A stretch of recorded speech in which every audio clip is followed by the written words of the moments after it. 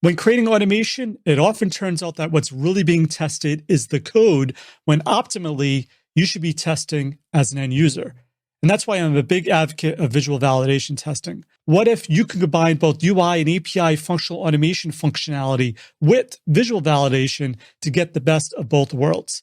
Imagine no more worrying about choosing the right selectors for your automation or flakiness due to element ID changes.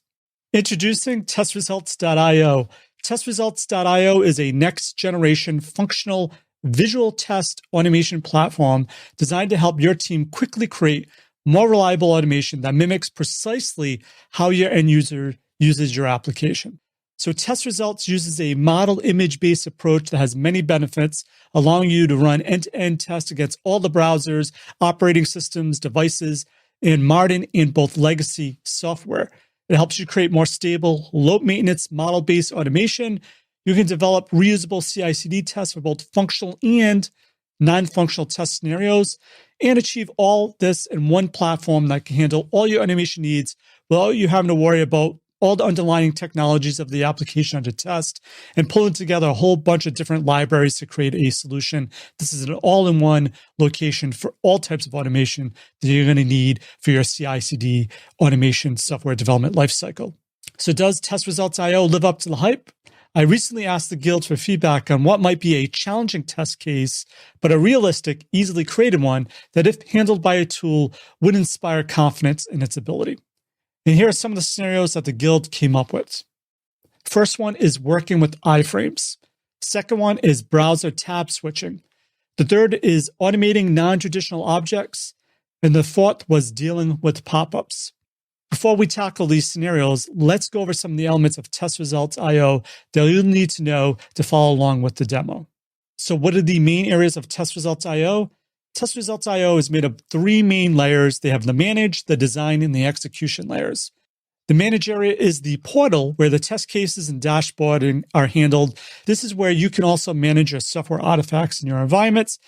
You have complete execution control, so you can specify which test cases you want to run on, the environments in which those tests are set, and also have reporting and full traceability functionality.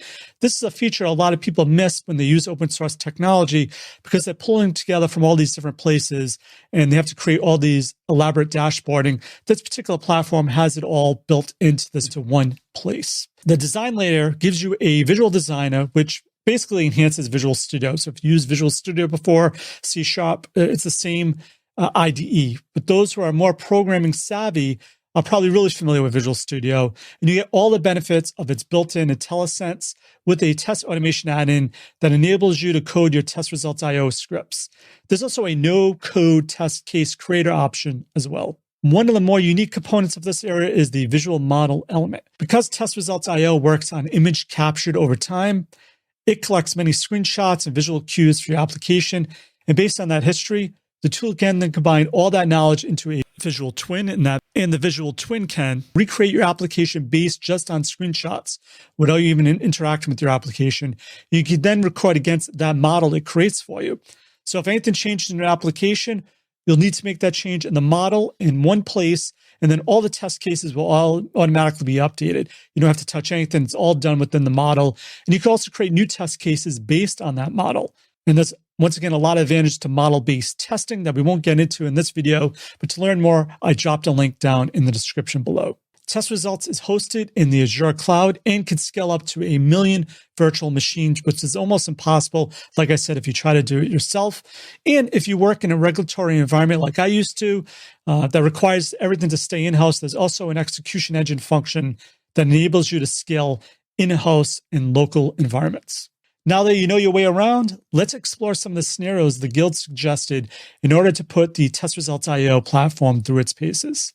All right, so first thing you want to log into TestResults.io and set up the test cases. I've already done it, but let me show you what I did. First thing I did is I created a project called Automation, so I just clicked on that new project. So I've already created these test cases. If you were to create a new test case, all you would do is click on this new test case and just follow the wizard. So the first example is the iFrame. So if you click on the iFrame, you could see I already set it up. I also went in and created a new test set and also set up a software and environment. So the software is just the name of the software under test. And then the environment is what environment you want to run against. So if you were to add a new,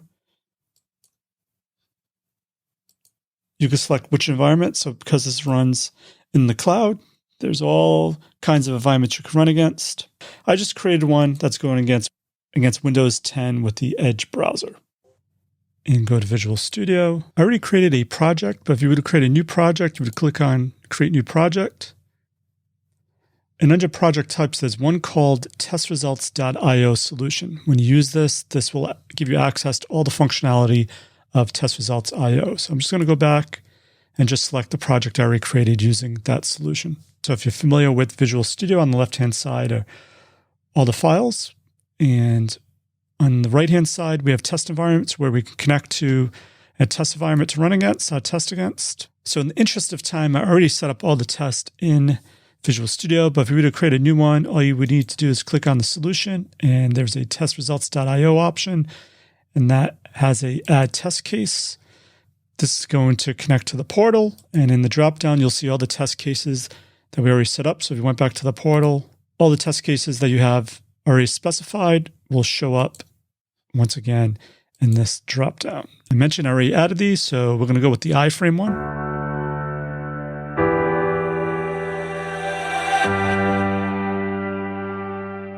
And to create the examples for our challenge, and so you can also follow along and try these things on yourself, we're going to be using CodeLab on testrepublic.com. And this just allows you to type in valid HTML, CSS, and JavaScript, and it will generate it for you. So this is what we're going to be using to create our different challenge examples. And so for our first example, we want to create a iFrame, but to make it even more difficult, we want to create an iFrame that also includes a shadow DOM that really makes it really hard to identify elements. And to do that, we'll be using the Selectors Hub shadow DOM example, which we'll be pulling in as a source into our iFrame. So once you add the code, you can generate the results by clicking on the show output. And this will bring up the Selectors Hub shadow DOM example that we'll be trying to automate. So let's see first what happens when we try to use something like Selenium ID to interact with this shadow DOM.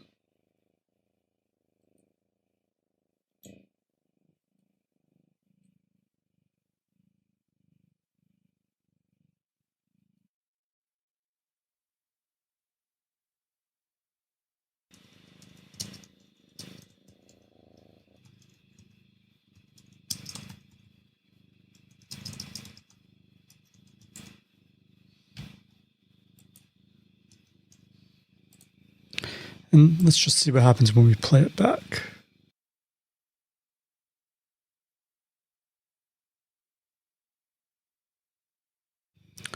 You can tell already it's getting hung up. It's not able to find the iFrame. It doesn't find the field, do you love tea? If you click on here, it's highlighting the My First College, but the reason why is because it's not a unique ID to identify all the fields, because it is in a shadow DOM. As you can see, it's clearly having issues identifying these fields. So what about if you use Selectors Hub to help you find maybe the relative path? And if you try to find the relative path using Selectors Hub, it tells you the element is inside a shadow DOM. For such elements, XPath is not supported. So as you can also see, there are no really good options using XPath or CSS or IDs as well. So what do? So I'm sure you can come up with some really complex or convoluted way to code this up so it's able to interact with this. But we go back to the first part of what I mentioned in this video, and that is, at that point, what are you really testing? It's almost like you're testing the code rather than a real user experience. And that's where image-based automation comes to the rescue. So what we want to do now is we want to go to the iFrame. We want to enter, do you love tea? And we're going to enter, yes, I love tea. So in order to do that, the first thing we need to do is create a screen. That's called the iFrame screen. And for every single screen, you need to identify how you can make sure that you're on the right screen, or what are the unique factors. For a specific example, we'll say, like, if snacks is visible, we know that the iFrame screen correctly loaded. So the next element you want to interact with is the do you love tea field. We're going to map it to a text box, and we'll call it T text box, and we'll base it on the Do You Love T visual cue. Save the image, and we'll click the Generate Screen, and that's everything we need to do to get started automating this iframe example.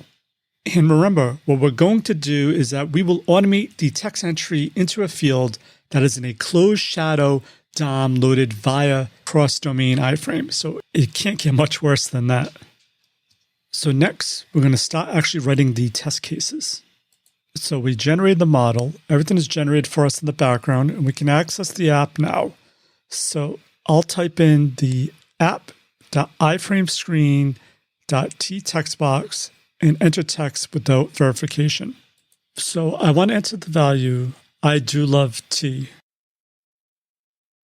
So let's see how it works. Click the stop button to run the test. You can see the system starts up, and you can see that it does identify the element and then enters the text, I do love T. So challenge 1 was successful. So let's head on to the second test case, which is all about browser tab switching.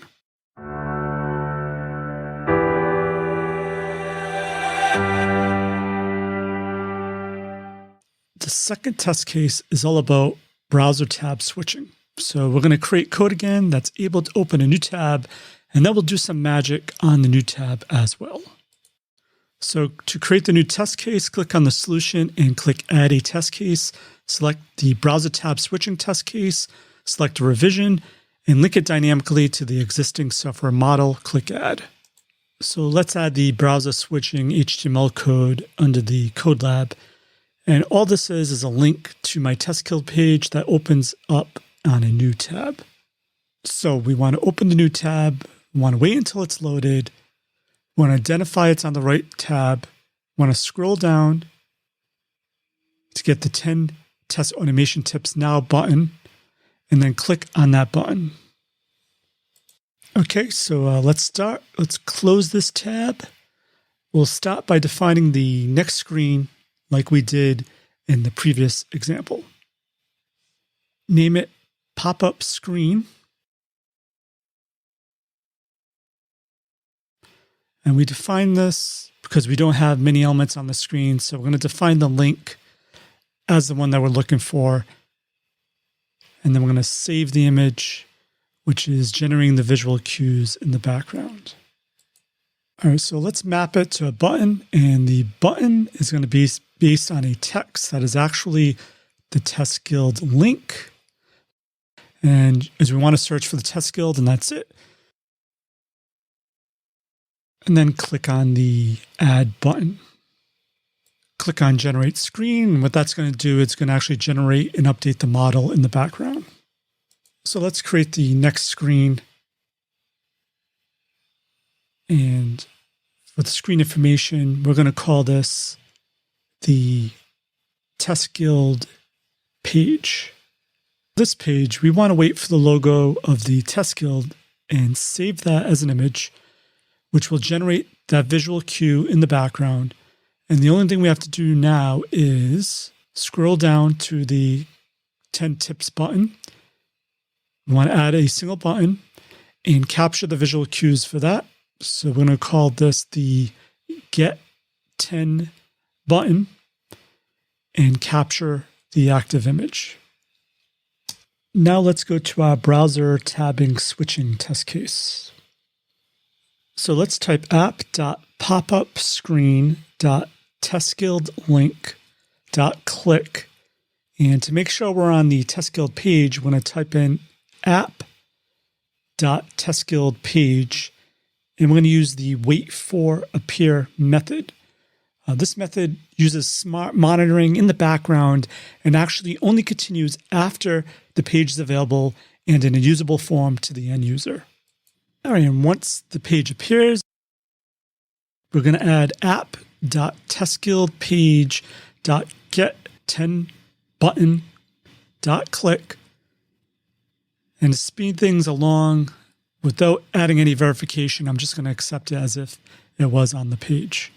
All right, I also want to add code that's going to scroll down to the button element. So I'm going to type in app.popupscreen dot scroll to element and give the path to the element I want to scroll to. So I'm also going to enable a feature that's called hinting. So I'm going to type in t.debug.hintLevel. I'm going to give it the hint level of testing hintLevel.all, which will give you an overview of what test results ran in the background, including all the visuals being used. So it gives you everything. All right, let's run the test, and keep in mind, because of the hinting, it's now going to show us everything that's happening. So you can see that it identifies the browser, and identifies where the frame is, it identifies the resources of the button as it clicks on this link, and then waits for the next screen until the logo appears. It's now ready to scroll. It identifies the scroll down arrow, and it now automatically scrolling down to find the button. And once it clicks on the button, the 10 quick tips pop-up screen now appears. And it returns to the original tab as we expected.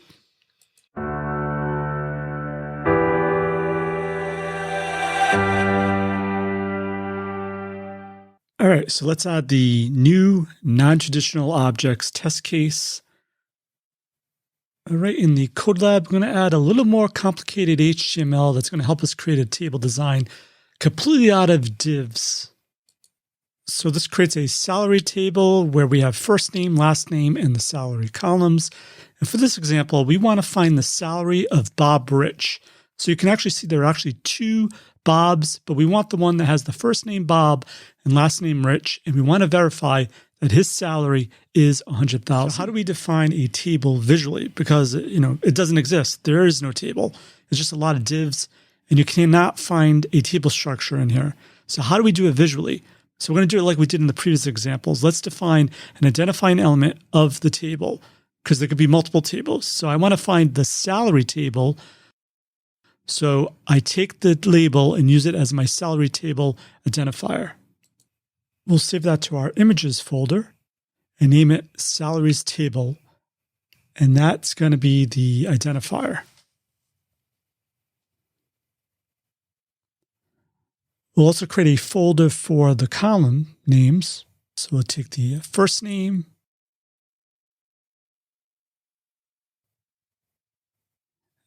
and the last name,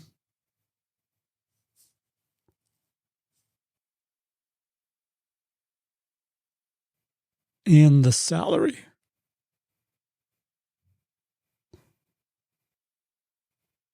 And that will generate all the visual cues in the background automatically. So what we need to do now is add a table. So let's add a new item, TestResultsIO type table, and we're going to name it salary table. So now we have a salary table, and you can see TestResultsIO actually inserts an example on how a table should look within TestResultsIO. So we're going to modify this to match our salary table with all the correct identifiers.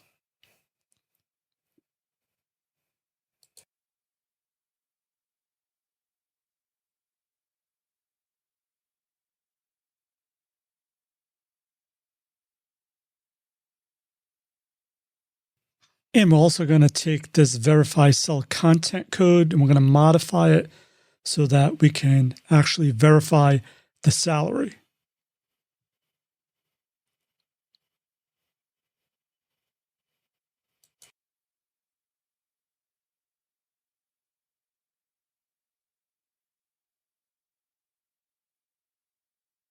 For our test code, let's start with the hint level equals all of the hints. And we change our test step and specify the expected salary of $100,000.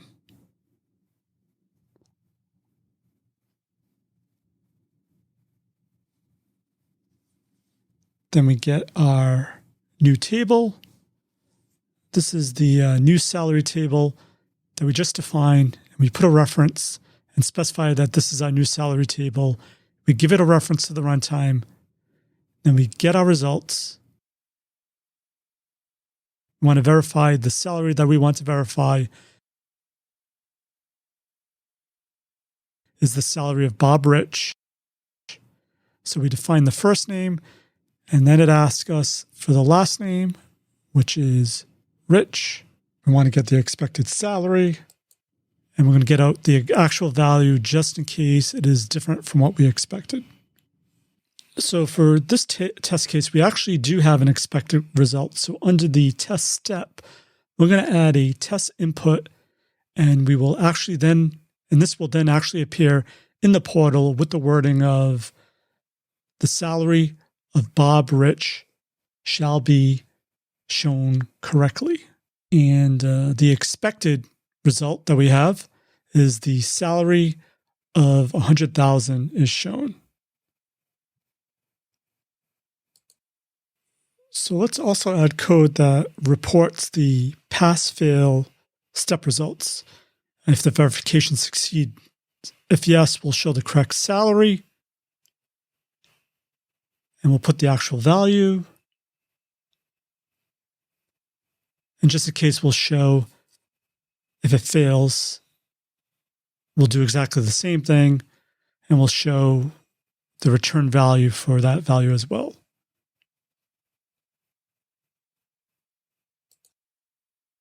So let's run the test. We'll press the play button, and you will see it execute everything. It will identify the browser window again, and you can see the hinting, and you notice it identified everything in the test pass. You can actually see the overall test result has passed and the correct salary was shown. If you go back to the hinting, you can actually see that the last value that identified is here.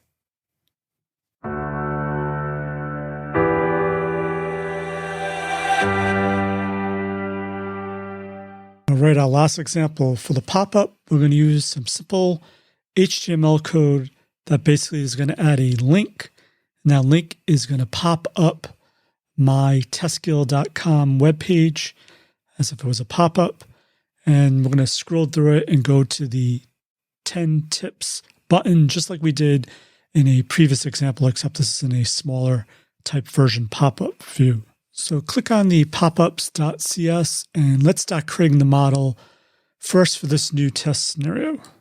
For this one, we need to add the print screen, but in the end, what comes up is more or less just like the last test case we had with the TestGuild page. So we can reuse the existing model that already have. So let's build on that. So we'll name it print button, and we're going to make it search type of text and search the text called print. We'll add the button, and then we're going to generate the screen. Okay, under the popups.cs file, under the test step, let's type in app.popup.testScreen.printButton.click. And to confirm we're on the right place, let's add app.testguildpage.waitForAppear. Okay, next we're going to type app.testguildpage.scroll to element, and then we're going to add app.testguildpage.get10button. And then to actually click on the button once it's found, we're going to type in app.testguildpage.get10button.click. So I'm actually going to make this test fail on purpose. So it's failing on purpose just so I can demonstrate a principle that I'm going to explain once this is done running. So let's run the test, click start. It's going to find the print link, click the print link, bring up the pop-up page, and then something's wrong because now it's just hanging there. So what's happened? Let's find out why it paused. So why doesn't it continue? Well, if we look at it, you could see actually, if you open the full screen, will see that logo extended. So it's bigger, the dimensions are different. Whereas when it's in the pop-up form, the logo is different. And so by default, TestResultsIO doesn't allow this because by default, it expects the same exact visual. So it collects all the geographic stuff and all the spatial information and expects the same type of information. So this is a smaller logo, so that's why it didn't work. So because we want to be able to distinguish if it's on the pop-up screen or not, and we want to make sure the right logo is always shown, what we're going to do is we're going to make sure the test checks for this specific logos and then gets the information back correctly. So what we're going to do is for this, we're going to disable the screen setting because, we don't need it. And we're going to take the logo and add it to the existing logo set. So we're going to go to images, the TestGuild page folder, the screen loaded folder. We're going to keep the previous screen loaded folder and we're going to add this new logo for responsive sites because they're different, and we're going to save it. And that's it.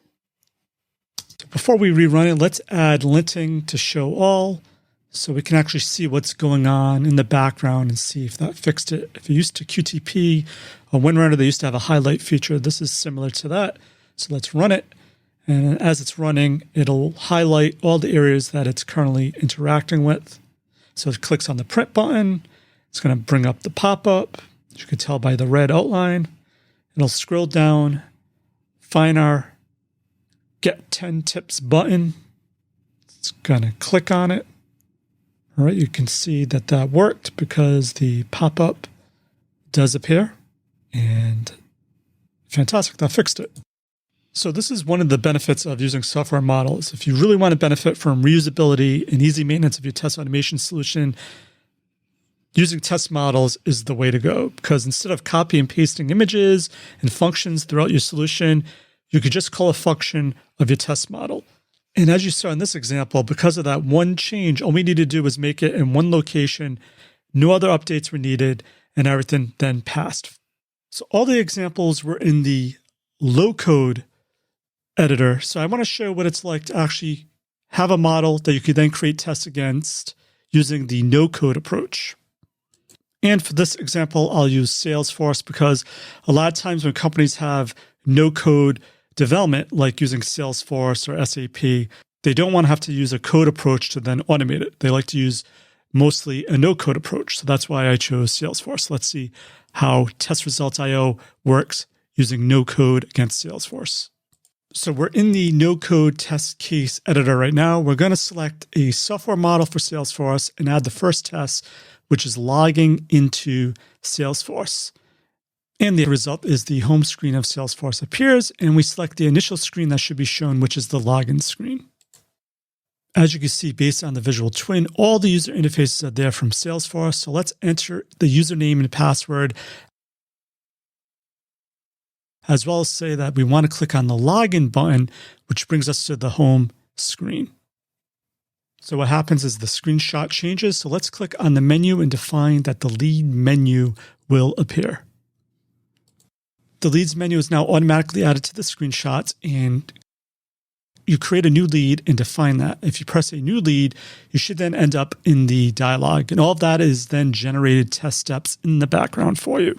Now let's add a salutation. Enter our first name and last name.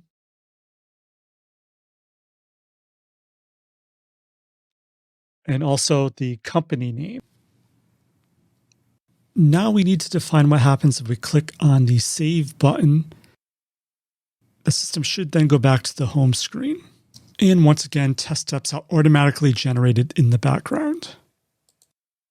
Now let's click on the Recent Leads menu entry, which should bring us back to the recently viewed lead screen. And we need then to define that in the no-code editor. Then we're going to click on the table and then select an action which verifies that the new data was generated for us. Now click on the home screen menu of Salesforce, select that, it then should bring us to the home screen, and that's it. So as you can see, all the test steps are automatically generated in the background, and if you click on them, you'll see the shown current state in the system that should be shown while you're actually executing the test steps. And that's how easy it is to get started with the TestResultsIO no-code editor. So what do you think? As you've now seen, TestResultsIO handle the Guild's challenges with ease.